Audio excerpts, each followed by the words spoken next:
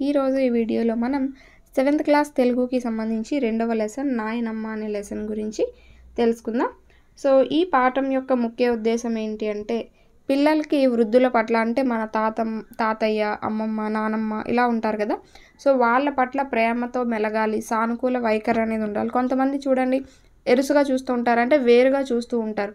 So వాళ్ళని కొంచెం తక్కువగా చూస్తూ ఉంటారు.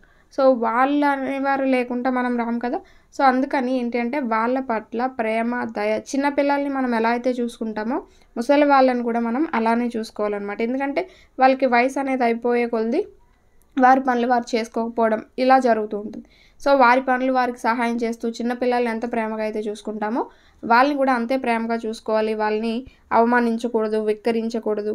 జాగ్రత్తగా ఏదైనా తప్పు చేస్తే వారిని క్షమాపణ అడగడం కానీ, సో ఈర్ష్యా భావం అనేది పెట్టుకోకుండా, సో పెద్దల పట్ల అందరి పట్ల గౌరవంతో, ప్రేమ, జాలి, దయతో ఉండాలి అని పిల్లలకి తెలియచేయడమే ఈ పాఠం యొక్క ముఖ్య ఉద్దేశం అని చెప్పుకోవచ్చు.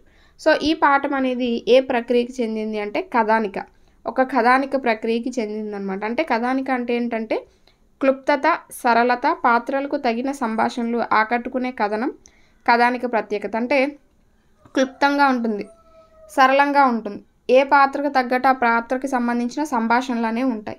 సో అందరినీ ఆకట్టుకునే విధంగా ఉంటుంది, అదే కథానిక అని చెప్పొచ్చు. మానవత విలువల్ని తెలియచెప్పే కథానిక ఇది. సో ఇది ఏ టైప్ ఆఫ్ కథానిక అంటే మానవత విలువల్ని తెలియచెప్పే కథానిక. సో కాలాలు మారిన ఎన్ని కాలాలంటే భారతదేశం అనేది మనం చెప్పుకుంటాం ఎన్నో వైవిధ్యాలకి నిలయంగా ఉంటుంది. సో ఈ కాలాలు అనేవి ఎన్ని మారినా కూడా ఈ కుటుంబ వ్యవస్థ అనేది అలానే ఉన్నది. సో పూర్వం నుంచి కూడా ఉమ్మడి కుటుంబ వ్యవస్థ అనేది ఉన్నది. సో ఇప్పుడు కూడా చాలా వరకు ఈ కుటుంబాల వ్యవస్థ అనేవి అలానే ఉన్నాయి. సో అంటే అమ్మా నాన్నలు, అక్క చెల్లెళ్ళు, తమ్ముళ్ళు, నాయనమ్మలు, తాతమ్మలు ఇలా అందరూ కలిసి ఉండేదే మనకి కుటుంబం. సో ఈ కుటుంబంలో పిల్లలు పెద్దల పట్ల గౌరవం, ప్రేమ, జాలితో మెలగాలి అని తెలియచెప్పడమే ఈ పాఠం అన్నమాట. సో చూద్దాం. సో రవి అనే ఒక అబ్బాయి ఉంటాడు. రవి వాళ్ళ ఇంట్లో వాళ్ళ అమ్మ, వాళ్ళ నాన్న, వాళ్ళ చెల్లి, తమ్ముడు, అలాగే ఒక ముసలవ్వ. అంటే రవికి నాయనమ్మ అవుతుంది, అంటే రవి వాళ్ళ తండ్రికి అమ్మ నాయనమ్మ అవుతుంది. సో ఆమె కూడా ఉంటుంది. వీళ్ళందరూ కలిసి ఒక ఇంట్లో ఉంటూ ఉంటారు. అయితే ఆ నాయనమ్మకి సరిగ్గా కళ్ళు కనిపించవు అనమాట, సరిగ్గా నడవలేదు కూడా అనమాట. వీళ్ళందరూ కూడా అవ్వను మంచిగా చూసుకుంటూ మంచిగా హెల్ప్ చేస్తూ ఉంటారనమాట. సో అందరూ వచ్చి అవ్వని పలకరిస్తూ ఉంటారు. అవ్వ మంచిగా ఉన్నావా అంటే, ఏం మంచిగా ఉండు బిడ్డ, ఎవరికి పనికిరాని బతుకు, అంటే ఎవరికి సహాయం చేయలేకపోతున్నాను, సో ఎందుకు ఇంకా బతుకున్నాను అన్నట్టుగా అవ్వ బాధపడుతూ ఉండేదన్నమాట. ఏం కాదులే అవ్వ, అన్నింటికీ ఆ దేవుడు ఉన్నాడు, ఏం పర్లేదులే అవ్వ, బాగానే ఉంటుందిలే, మంచిగా ఉంటావులే అన్నట్టుగా ఆమెకి ధైర్యం చెప్తూ వెళ్తూ ఉంటారనమాట. సో అవి విని అవ్వ కొంచెం కుదుట పడుతుందన్నమాట. అందరినీ ఆశీర్వదిస్తుంది, చల్లగుండు బిడ్డ అని చెప్పి అందరినీ ఆశీర్వదిస్తూ ఉంటుందన్నమాట. అవ్వకి ఒక మంచం పైన పడుకొని ఉంటుంది. సో పరుపు ఉంటుంది, ఒక మెత్త అంటే తలగాడ, సో దిండు ఉంటుంది, చెద్దరు, ఇంకా కొన్ని బట్టలు అనేవి ఆమె యొక్క మంచం పైన ఉంటాయి. ఆ పక్కన ఒక బల్ల ఉంటుందట. ఆ బల్ల పైన యాదగిరి నరసింహస్వామి పటము, అలాగే జపమాల. సో నాయనమ్మ రోజు జపమాల అనేది చేత్తో పట్టుకొని జపం చేయడం అనేది అలవాటట. మంచానికి రెండు దిక్కులా కూడా ఏ ఏ వస్తువులు ఉన్నాయో అవ్వకి కళ్ళు కనిపించకపోయినా బాగా తెలుసట. అంటే ఆమె యొక్క అంటే జాడ ద్వారా తెలుసుకుంటూ ఉంటుందన్నమాట. ఏ రాత్రి నిద్ర లేచినా మంచినీళ్ళు అవి తీసుకోవడం అవన్నీ ఆమెకు అందుబాటులో ఆ వస్తువులు అనేవి అలవాటుగా ఉన్నాయి. అయితే అవ్వ మంచానికి ఒక దిక్కున నీళ్ళ బిందె, చెంబు, ఇంకొక దిక్కున దూప. అయితే చెంబులో నీళ్లు ముంచుకొని తాగుతుంది. అంటే దూప అంటే దాహం, ఒకవేళ దాహం అయిందనుకోండి చెంబులోని నీళ్ళు తీసుకొని తాగుతూ ఉంటుంది. మంచానికి ఇంకో దిక్కున చెప్పులు ఉంటాయి అన్నమాట. సో కాళ్ళు అంటే మంచం నుంచి కిందకి పెట్టగానే చెప్పులు కాళ్ళల్లో ఉన్నట్టుగా ఉంటాయి. సో ఆమె అన్నీ కూడా అలా అమర్చుకొని ఉంచుకుంటుంది అనమాట. సో అవ్వ అంటే అందరికీ ఇంట్లో చాలా చాలా ఇష్టం. సో ఆమెను బంగారంలో చూసుకుంటూ ఉంటారు. రవి వాళ్ళ అమ్మ నాన్న కూడా పొద్దున్నే నాయనమ్మకి స్నానం చేయించడం కానీ, సో ఆమెకి రవి వాళ్ళ అమ్మ తల దువ్వడం, నీట్గా జడది వేయడం, సో ఇలా చిన్న పిల్లని చూసుకున్నట్టుగా అందంగా చూసుకుంటూ ఉంటారనమాట. రవి వాళ్ళ అమ్మ నాయనమ్మని తల దువ్వెనతో దువ్వుతూ నుదుటిపైన, అంటే మన తల నుదుటిపైన ముద్దు పెట్టుకుంటుందంట. అంటే ఒక తల్లిలాగా అంత ప్రేమగా చూసుకుంటుందన్నమాట. ఆమె ప్రతిరోజు ఏం మందులు వేసుకోవాలో ఏంటో అన్నీ కూడా ఆమెకి తెలుసు. ఎవరికి? నాయనమ్మకి తెలుసట. సో రవి వాళ్ళ అమ్మ నాన్న కానీ మందులు ఇవ్వబోతే, నాకు చేతనైద్ది బిడ్డ వేసుకుంటా అంటుంది. అంటే నేను వేసుకుంటానులే, పర్వాలేదు నాన్న, నేను వేసుకుంటానులే అన్నట్టు చెప్తుందనమాట. సో రవికి నాయనమ్మ అంటే ఎంతో ఇష్టం. రవికి చాలా ఇష్టం అంట వాళ్ళ నాయనమ్మ అంటే. నాయనమ్మకి ఏ పని చేసి పెట్టమన్నా కూడా వెంటనే చేసి పెడుతూ ఉంటాడట. అయితే నాయనమ్మ చెప్పే కథలు వినడం గానీ, నాయనమ్మ దగ్గర హాయిగా పడుకోవడం ఇవన్నీ కూడా రవికి చాలా చాలా ఇష్టమట. సో చిన్నపిల్లలు చాలామంది చూస్తే ఎక్కువగా పెద్దవాళ్ళ దగ్గర పడుకోవడానికి ఇష్టపడుతూ ఉంటారు. అంటే తాతయ్య, అమ్మమ్మ వీళ్ళ దగ్గర పడుకోవడానికి, వాళ్ళకి అలవాటు పడడానికి ఎక్కువగా ఇష్టపడుతూ ఉంటారు. సో అలాగే రవికే కాదు, రవి వాళ్ళ తమ్ముడికి, వాళ్ళ చెల్లికి కూడా నాయనమ్మ అంటే చాలా చాలా ఇష్టమట. వీళ్ళు బడికి వెళ్ళినప్పుడు నాయనమ్మకు కూడా పిల్లలంటే చాలా ఇష్టం. బడికి వెళ్ళి మళ్ళీ ఎప్పుడు వస్తారా, అంత వేగంగా వచ్చేస్తే బాగున్ను పిల్లలు అన్నట్టుగా చూస్తూ ఉంటుంది. ఒకరోజు రవి వాళ్ళ ఇంటికి కరీంనగర్ నుండి చుట్టాలనేవారు వచ్చారట. సో వాళ్ళ కొడుకు శేఖర్, అంటే ఆ చుట్టాల వాళ్ళ కొడుకు శేఖర్, రవి ఒకే ఈడు పిల్లలు అనమాట. సో ఒకే ఈడు పిల్లలు అంటే కలిసి ఆడుకోవడం, తిరగడం ఇవన్నీ చేస్తారు కదా.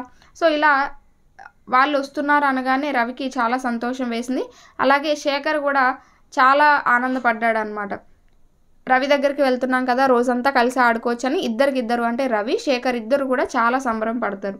సో శేఖర్ అమ్మ, నాన్న, తమ్మునితో కలిసి ఇంటికి రాగానే రవికి ఎంతో సంబరంగా అనిపించిందట. వెంటనే ఇద్దరు కలిసి కొంచెం సేపు ఆడుకొని కొంతసేపటికి రవి ఆటను ఆపేసి వాళ్ళ నాయనమ్మ దగ్గరికి వచ్చేస్తాడనమాట. వచ్చేసి వాళ్ళ నాయనమ్మకి ఏదైనా పని చేసి పెట్టాలా ఏంటా అని అన్నీ చూసుకుంటూ ఉంటాడు. సో ఇలా రవి మధ్యలోకి వచ్చేయడం శేఖర్కి ఏమాత్రం నచ్చదనమాట. కోపం వస్తుంది. అంటే మీతో ఆడుకున్న పిల్లలు సడన్గా ఇంటికి వెళ్ళిపోయి మిమ్మల్ని మధ్యలో వదిలేస్తే కోపం వస్తుంది కదా. అలానే ఏం చేస్తారంటే మధ్యలో వదిలేసి వచ్చేసాడని చాలా కోపం వస్తుంది శేఖర్కి. సో రవితో బాగా ఆడుకోవచ్చు అంటే శేఖర్ వచ్చాడు కదా, కానీ ఇలా మధ్యలో వదిలేసి వెళ్ళిపోయేసరికి చాలా కోపం అనేది వస్తుంది. సో ఎంతో ఆశగా అప్పుడు రవితో అంటాడు, ఎంతో ఆశగా నీతో ఆడుకుందామని వచ్చాను, నువ్వు నాతో పాటు ఎందుకు ఉండట్లేదు, ఎప్పుడు చూసినా మీ నాయనమ్మ దగ్గర ఎందుకు ఉంటున్నావని అడుగుతాడనమాట. సో నాయనమ్మకి పనులు చేసుకోవడం చేత కాదు కదా, మరి ముసలావిడ కదా, సో ఆమె పనులన్నీ మేము చేస్తూ ఉంటాం, ఆమెను బాగా చూసుకోవాలి కదా అని అంటూ ఉంటాడు. సో తెల్లవారు లేగానే తయారై శేఖర్ని తీసుకొని మళ్ళీ సరే ఇక నీతోనే ఉంటానులే, నువ్వు బాధపడకని రవి శేఖర్తో చెప్తాడు. చెప్పి ఆ మరుసటి రోజు ఉదయాన్నే శేఖర్ని తీసుకొని స్నేహితుల ఇంటికి వెళ్ళి అక్కడ అందరూ కూడా ఆట స్థలానికి వెళ్ళి చిర్రాగోనే, దాగుడు మూతలు, కబడ్డీ ఇవన్నీ ఏంటి, చిర్రాగోనే, దాగుడు మూతలు, కబడ్డీ ఇవన్నీ ఆటల యొక్క పేర్లు. సో ఇవన్నీ ఆడుకుంటూ ఉంటారనమాట. ఆడుకొని సో ఆ రోజంతా శేఖర్ చాలా సంతోషంగా ఉంటాడు. మళ్ళీ ఇంటికి రాగానే నాయనమ్మ దగ్గరికి వెళ్తాడనమాట. ఎవరు, రవి. సో మళ్ళీ ఉదయం నుంచి సాయంత్రం వరకు శేఖర్తో ఉన్నా కూడా ఇంకా ఆడుకోవట్లేదు, తనతో నా దగ్గర ఉండలేదు, నాయనమ్మ దగ్గరికి ఎప్పుడు వెళ్ళిపోతున్నాడు అని కోపంగా ఇంకా ఈర్ష్య అనేది పెంచేసుకుంటాడు అనమాట. తెల్లవారేసరికి ఏమవుతుంది, నాయనమ్మకి బాగా జ్వరం వస్తుంది. సో జ్వరం వచ్చేసరికి ఇంట్లో వాళ్ళందరూ కూడా బాగా బాధపడతారు, కంగారు పడతారు. రవి కూడా బాధపడతాడు అనమాట. సో శేఖర్ దగ్గరికి వచ్చి ఏడుస్తాడు, నాయనమ్మకి ఇలాగా జ్వరం వచ్చింది, ఇంకో 2 రోజులు రవి నాయనమ్మ దగ్గరే ఉండి ఆమెకి సేవ చేశాడనమాట. సో జ్వరం వచ్చింది కదా, ఇంకా అసలు ఏ పనులు చేసుకోలేదని చెప్పి నాయనమ్మ దగ్గరే ఉండి సేవ చేస్తూ ఉన్నాడు. సో ఇదంతా చూసి శేఖర్కి ఇంకా కోపం వచ్చేస్తుంది అనమాట. ఇంకా 2 రోజులైనా శేఖర్ రాలేదంటే శేఖర్తో ఆడుకోవడానికి రాలేదని. సో 2 రోజులు ఇలా జాగ్రత్తగా చూసుకోబట్టి జ్వరం అనేది తగ్గిపోతుంది. సో నాయనమ్మకైనా కూడా పనులు సహాయం చేసుకుంటూ రవి ఇంటి దగ్గరే ఉండిపోయాడు అనమాట.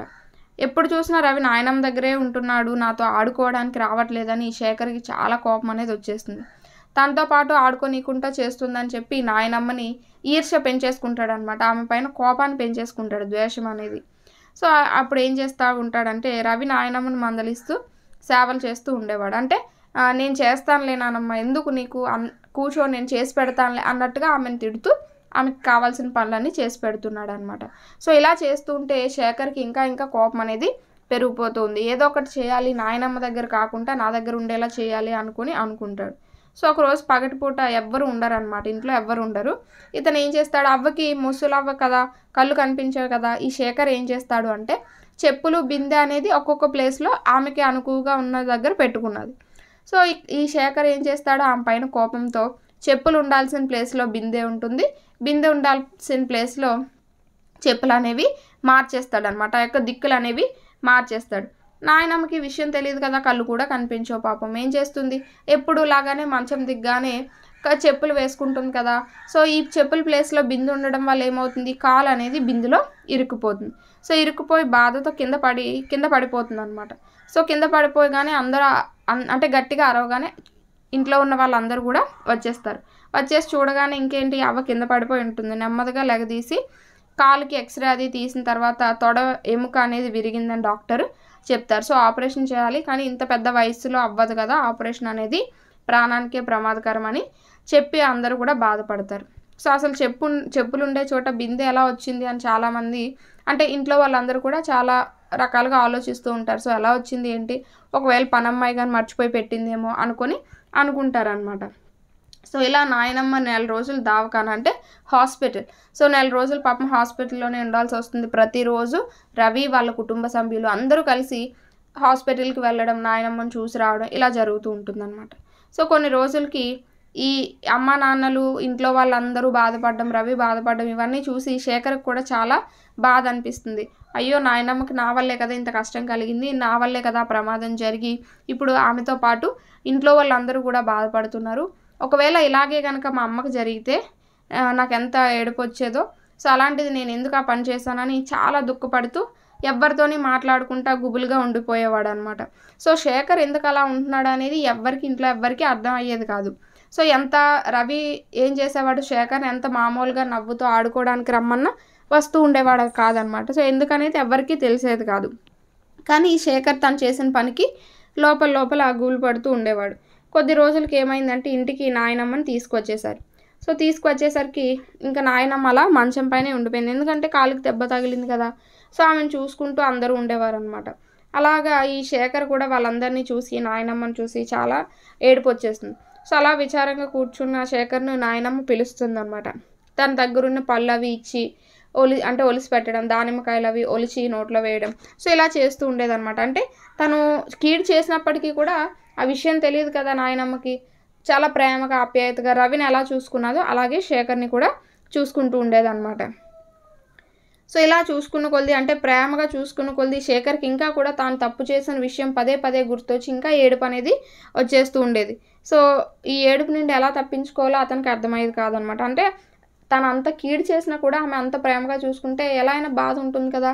సో అలా ఇతను కూడా బాధపడుతూ ఉండేవాడు.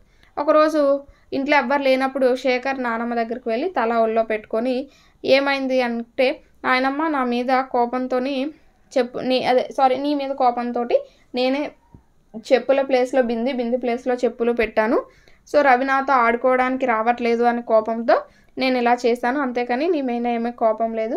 సో నువ్వు నన్ను కొట్టినా కూడా నేను భరిస్తాను అని ఏడ్చుకుంటూ చెప్తాడనమాట. నాయనమ్మ శేఖర్ని దగ్గరకు తీసుకొని కన్నీళ్ళు అనేవి తుడిచి, ఏం బాధపడకు, అంతా మన మంచికే జరిగిందిలే, నేను కష్టపడడం చూసి నీలో మార్పు వచ్చింది, అంటే నువ్వు ఇంతకు ముందులా కాకుండా నీలో మార్పు అనేది వచ్చింది కదా, అదే నాకు సంతోషం. సో నా మీద ఈర్ష్య కలిగింది, ఇప్పుడు ఆ ఈర్ష్య పోయింది కదా. సో ఈ మార్పు కూడా మంచిదే కాబట్టి నేను సంతోషిస్తున్నానులే. సో నాకు ఎలాంటి బాధ లేదు, నువ్వు ఇంతకు ముందులాగే అందరితో కలిసి ఆడుకోవెళ్ళు, సంతోషంగా ఉండని శేఖర్ని నెమ్మదిగా వీపు పైన నెమురుతుందనమాట. సో ఇది మనకి ఈ మొత్తం లెసన్కి సంబంధించి. సో మీకు అర్థమైంది అనుకుంటున్నాను. అంటే మనం ముసలి వారి పట్ల ఈర్ష్య కానీ ద్వేషం ఇలాంటి భావాలు పెంచుకోకుండా వాళ్ళని మంచిగా చూసుకోవాలి అని పిల్లలకు తెలియచేయడమే ఈ పాఠం అన్నమాట. నెక్స్ట్ ధారాళంగా చదవడం, అర్థం చేసుకొని ప్రతిస్పందించడంలో మనకు ఒక పారా ఇచ్చాడు, చూద్దాం. ఒక శివరాత్రి నాడు శివుడిని దర్శించడానికి జనం సముద్రంలో వచ్చారు. సో శివరాత్రి నాడు శివుడిని దర్శనం కొరకు చాలా ఎక్కువగా వచ్చారట. ఆ జన సమ్మర్దంలో కళ్ళు సరిగ్గా కనపడిన ఒక వృద్ధురాలు కాలు జారి పడిపోయింది. సో ఆ జనాల మధ్యలో కాలు జారి ఒక ముసలావిడ పడిపోయింది అనమాట. ఆమె చేతిలోని గిన్నె గోతిలో పడింది. నుదుటి మీద దెబ్బతోనే స్పృహ తప్పింది.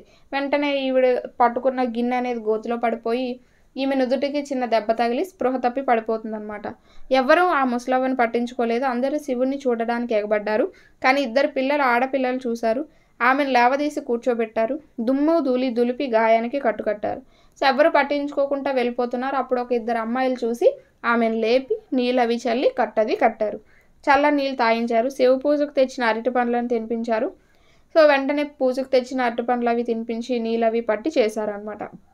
బంగారు తల్లులారా, సేవ చేసి నా ప్రాణం కాపాడారు అని అవ్వ ఆనంద బాష్పాలు రాలుస్తూ ఆ పిల్లల్ని దీవించింది. సో వెంటనే అందరూ కూడా దేవుడిని చూడాలనే ఆతృతతో వెళ్ళిపోయారు తప్ప ఎవరు కూడా ఆ పడిపోయిన ముసలావిని పట్టించుకోలేదన్నమాట. సో ఈ పిల్లలు మాత్రం ఆమెకి లేవదీసి సేవ చేసి దేవుడికి తెచ్చిన అరటి పండ్లు అవి పెట్టి చాలా బాగా చూసుకున్నారు. సో అలా చాలామంది దేవుడి సేవ చేయడమే అనుకుంటారు, కానీ ఆపదలో ఉన్న వ్యక్తికి సేవ చేయడమే దేవుడికి సేవ చేసినట్టు అనమాట. సో ఇక్కడ మనకి ఏమన్నాడంటే, కొన్ని ముఖ్యమైన పదాలు అనేవి రాయమన్నాడు. ఇక్కడ జనసమ్మర్దం, దీవించుట, ఆనంద బాష్పాలు, బంగారు తల్లుల్లారా, అలాగే స్పృహ తప్పింది, ఇలాంటి పదాలన్నీ మనం ఇక్కడ రాసుకోవచ్చు. నెక్స్ట్ పదజాలంలో కనుక చూసుకుంటే క్రింది పదాలకు అర్థాలు పట్టికలో వెతికి రాయండి అన్నాడు. సో అందులు, ద్వేషం, జ్ఞాపకం, తుంటరి, జపమాల, ఆతృత అనేది ఇచ్చాడు. సో ఇక్కడ అందులు అంటే ఎవరు? గుడ్డివారు. ద్వేషం అంటే పగ, జ్ఞాపకం గుర్తు, తుంటరి అంటే అల్లరి చేసేవాడు, జపమాల జపం చేసుకునే మాల, ఆతృత అంటే తొందరపడు. సో ఈ విధంగా మనం రాసుకోవచ్చు. నెక్స్ట్ ఇక్కడ చూడండి, ఆటకు సంబంధించిన పదాలు, ఆసుపత్రికి సంబంధించిన పదాలు, కుటుంబ పదాలు, అన్య భాషా పదాలు రాయమన్నారు. సపోజ్ ఇక్కడ చూస్తే ఆటకు సంబంధించి చెర్రగోనె, దాగుడు మూతలు, కబడ్డీ, ఆసుపత్రికి సంబంధించి దావఖానా, ఇవన్నీ డాక్టర్, ఇవన్నీ రాసుకోవచ్చు. నెక్స్ట్ భాషను గురించి తెలుసుకుందాంలో క్రింది వాక్యాలను సరైన విభక్తి ప్రత్యయాలతో పూరించండి అన్నాడు. నాయనమ్మ డాష్ మందులు వేసుకోవడం చేతనవుతుంది. నాయనమ్మకు మందులు వేసుకోవడం చేతనవుతుంది.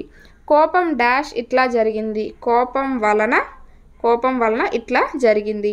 శేఖర్ డాష్ రవికి ఎదురు చూశాడు. శేఖర్ కొరకు రవి ఎదురు చూశాడు.